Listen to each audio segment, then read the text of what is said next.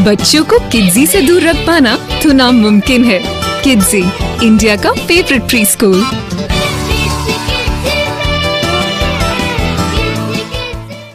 उत्तर प्रदेश में योगी सरकार के दूसरे कार्यकाल का पहला वर्ष पूर्ण हो गया। इसी के साथ योगी सरकार ने इतिहास रचते हुए 6 वर्ष पूर्ण कर लिए। इन 6 वर्षों में योगी सरकार ने उत्तर प्रदेश में कई सारे कार्य किए हैं। उत्तर प्रदेश सबसे ज़्यादा एयरपोर्ट वाला प्रदेश बन गया। यहाँ एक्सप्रेस वे की रफ्तार से सड़कों का निर्माण हुआ। कई सारी योजनाएं जन जन तक पहुंची और अब इन्हीं योजनाओं को एक किताब का रूप दे दिया गया है, जो जनता पढ़ेगी और जानेगी कि सरकार ने उनके लिए क्या किया है। बोलना बहुत कुछ चाहता हूँ। गाजीपुर को लेकर मन में कई सारे सवाल हैं, लेकिन सबसे बड़ा सवाल तो यही है कि बोलना बहुत कुछ चाहता हूँ। मैं इसके लिए आदरणीय प्रधानमंत्री जी के मार्गदर्शन के लिए हृदय से आभार व्यक्त करता हूं। मैं आभार व्यक्त करता हूं आप सबका विशेष रूप से हृदय से अभिनंदन करता हूं कि आप सबने बहुत सकारात्मक भाव के साथ प्रदेश के अंदर हुए कार्यों को देश और दुनिया के सामने पहुंचाने का कार्य किया है।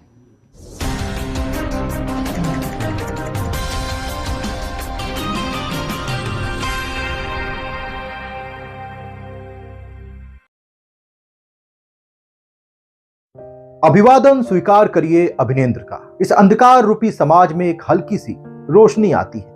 उस रोशनी में कुछ किताब के पन्ने पलटते हुए दिखाई देते हैं। उस किताब में कुछ सवालों के जवाब ढूंढता हूं। मन में बहुत सारे सवाल हैं। गाजीपुर को लेकर चिंता होती है। जी हां, उत्तर प्रदेश के जनपद गाजीपुर। चिंता तो प्रदेश और देश को लेकर भी होती है, लेकिन जब अपने आसपास का समाज विकसित और आधुनिक हो जाए तो देश और प्रदेश की बड़ी समस्याओं से लड़ने की ताकत खुद ब खुद आ जाती है। कौन कहेगा कि गांधी जी एजुकेटेड नहीं थे, प्रशिक्षित नहीं थे? मुझे नहीं लगता है किसी में साहस है जो ये बात कह सकता है। But did you know that he did not have a single university degree और qualification? There are many of us who think that Mahatma Gandhi had a law degree. No, he did not. His only qualification was a high school diploma. He qualified to practice law. He did not have a law degree. He had no degree. Yes, just look at how educated he was. Father of the nation. राष्ट्रपिता बने। कि भाई जिन लोगों के पास ज्ञान का भंडार है, भगवान जाने इन लोगों को कहां से ज्ञान प्राप्त होता है। कल महामहिम का एक बयान हमको भी सोशल मीडिया पर पढ़ने देखने को नहीं मिला। आप कोई भी उस पर सवाल मत करना, न करने की जरूरत है, लेकिन हमारे ऊपर चढ़ बैठे कोई तो बात समझ में आती है। राष्ट्रपिता महात्मा गांधी की डिग्री पर ही कोई चढ़ बैठता है कि महात्मा गांधी के पास कोई डिग्री नहीं थी। और मैं गारंटी के साथ कह सकता हूं कि महात्मा गांधी के पास डिग्री थी, और अगर कहेंगे तो अभी उस डिग्री के छाया प्रति आपको उपलब्ध करा सकता हूं। 1888 में उनका एडमिशन हुआ और 1891 में उन्हें डिग्री प्राप्त हुई। वो अदालतों में प्रैक्टिस करते थे और आप कह दे रहे हैं पता नहीं कहां से आपको ज्ञान प्राप्त हुआ। गांधी जी ने बड़े बड़े काम किए, ये सब बताया गया, मैं दोहराना नहीं चाहता हूं। देश को आज़ादी मिली, क्या क्या किया गांधी जी ने, लेकिन सब कुछ जो हासिल हुआ उसके केंद्र बिंदु में एक ही बात थी, सत्य। और जीवन भर वो सत्य से बंधे रहे और सत्य के अधीन उन्होंने काम किया, आचरण किया। उनके जीवन के हर पहलू को जांचिए आप, इसके अलावा और कुछ नहीं था उनके जीवन में। जितनी चुनौतियां आई, जितनी परीक्षाएं आई, सत्य कभी नहीं त्यागा और महात्मा गांधी अंतर्ध्वनि को पहचान लिए परिणाम हुआ कि राष्ट्रपिता हो गए। विवादित भाषणों की आवाज के बीच मन में कई सवाल पैदा होते हैं। सवाल कि गाजीपुर में एक भी इंडस्ट्री नहीं है, चीनी मिल खुल जाता तो रोजगार के कितने साधन मिल जाते। पटेल आयोग से बना यह चीनी मिल सत्ता की लापरवाही में कब बंद हो गया ये पता भी नहीं चला। साल 1999 चला गया तो 2014 में वादा किया गया, फिर वादा 2019 में भी किया गया, लेकिन चीनी मिल अब तक ना खुल सका। शायद ये चीनी मिल भी कई वर्षों का इंतजार करवाएगा। आपने नीरव मोदी का नाम सुना है? सुना है? ललित मोदी का नाम सुना है? नीरव मोदी को नरेंद्र मोदी भाई कहते हैं। आपने टीवी में देखा होगा, मेहुल भाई, नीरव भाई। अच्छा, मुझे एक बात समझाओ, इन सब चोरों के नाम मोदी क्यों है? आईपीसी के कलम 490 ने और 500 के नीचे सजा सुनाई गई है, उसको कन्विक्शन कर दिया है और 2 साल की सजा फरमाई गई है, 2 साल की सजा कर दी गई है। राहुल गांधी जो भी बोलते हैं वो आजकल ऐसा हो गया कि उससे सिर्फ नुकसान ही होता है।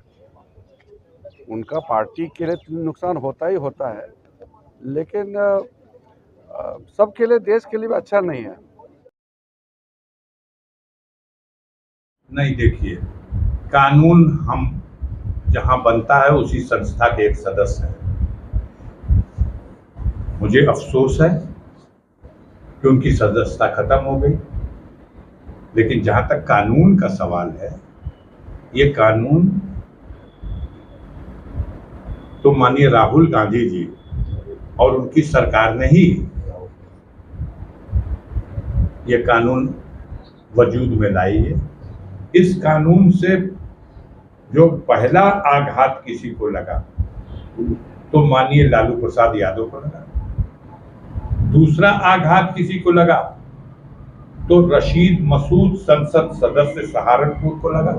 वो एमपी थे, उनकी सजा होते ही सदस्यता खत्म, लालू जी की सजा होती। उससे पहले ये नहीं था, उससे पहले ये था कि सजा हो गई तो अपील के लिए सब समय है, आप अपील कर लो। और आज भी जिस अदालत ने सजा दिया है, उस अदालत ने भी आज भी ये दिया है अवसर कि 30 दिन में जाओ, अपील कर लो, जेल नहीं भेजेंगे। भले ही हजारों की संख्या में आम जनमानस, किसान, बेरोजगार अपनी समस्याओं, अपनी जमीन, अपने हक के लिए सालों से कोर्ट के चक्कर काट रहे हों, लेकिन इस बीच बड़े बड़े राजनीतिक शख्सियत और कथित बाहुबलियों के ऊपर कसते कानूनी शिकंजे की आवाज के बीच भी कई सवाल मन में आ जाते हैं। काश प्राइवेट स्कूल के अध्यापकों की तरह सरकारी स्कूल के अध्यापकों की भी तनख्वाह होती, सरकार के राजस्व में कितना बचत होता और सरकारी स्कूल भी प्राइवेट स्कूल से बेहतर सुविधा दे पाते। लेकिन कई वर्ष बीत गए, कई वादे हुए, लेकिन गाजीपुर का यह सपना अब तक पूरा ना हो सका।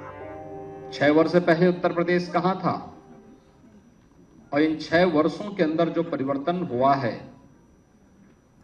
वह परिवर्तन एक नए उत्तर प्रदेश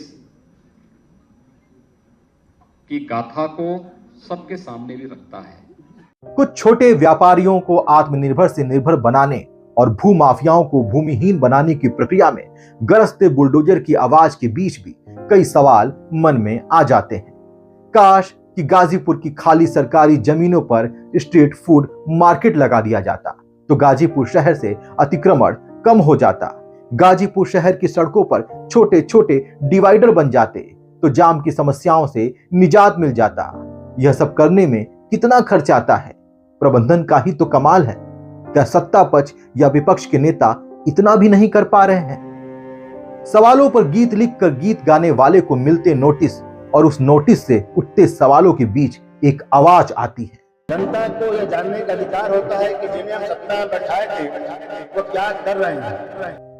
आवाज उत्तर प्रदेश के राज्य मंत्री रविंद्र जायसवाल की थी, जो कहते हैं कि जनता को जानने का हक है कि सत्ता में जिसको जनता ने बैठाया उसने जनता के लिए क्या किया। माननीय योगी जी के सेकेंड कार्यकाल का 1 साल पूरा होने पर जनता को यह जानने का अधिकार होता है कि जिन्हें हम सत्ता में बैठाए थे वो क्या कर रहे हैं। तो आज सभी प्रभारी मंत्री अपने अपने प्रभार जिले में सरकार के 6 साल या लास्ट कार्यकाल के 1 साल का पूरे डाटा लेकर के या आपके माध्यम से जनपद वाइज प्रदेश का और जनपद में विधानसभा सह क्या क्या विकास काम हुआ है इसको लेकर के हम आपके सामने आए हैं। और जनता को जानने का अधिकार है कि जिनको हमने सत्ता में बैठाया तो क्या काम कर रही है। ये सारे डॉक्यूमेंट एक बुकलेट के रूप में यहाँ प्रेजेंट है। मंत्री जी, आपके द्वारा दावा किया जा रहा है, विपक्ष कह रहा है कोई काम ही नहीं हुआ। अब विपक्ष के पास तो चश्मा होगा ही, अगर आंखें खराब है तो इसको खबर आराम से पढ़ लेंगे। दरअसल राज्य मंत्री रविंद्र जायसवाल योगी सरकार के दूसरे कार्यकाल के पहले वर्ष की सफलता को बतला रहे थे। उन्होंने एक पुस्तक दिखाई और कहा कि इस पुस्तक में वो सारी चीजें लिखी हुई हैं, वो सारी योजनाएं लिखी हुई हैं जो सरकार ने जनता के लिए किया है। उन्होंने ये भी कहा कि विपक्ष के पास वह चश्मा नहीं है जिससे वह इस किताब को पढ़ सके। शायद उनका कहना भी सही था, क्योंकि गाजीपुर का विपक्ष कहीं नींद में सो गया है।